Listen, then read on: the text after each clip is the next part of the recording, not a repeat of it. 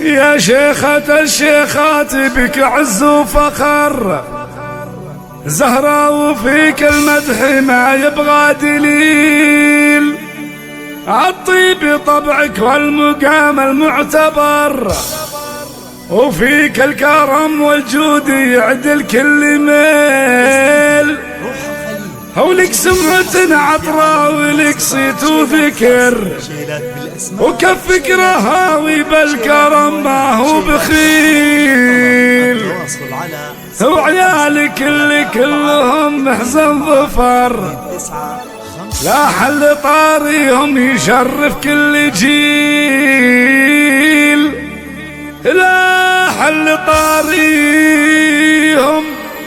يشرف كل جيل، يشرف كل جيل.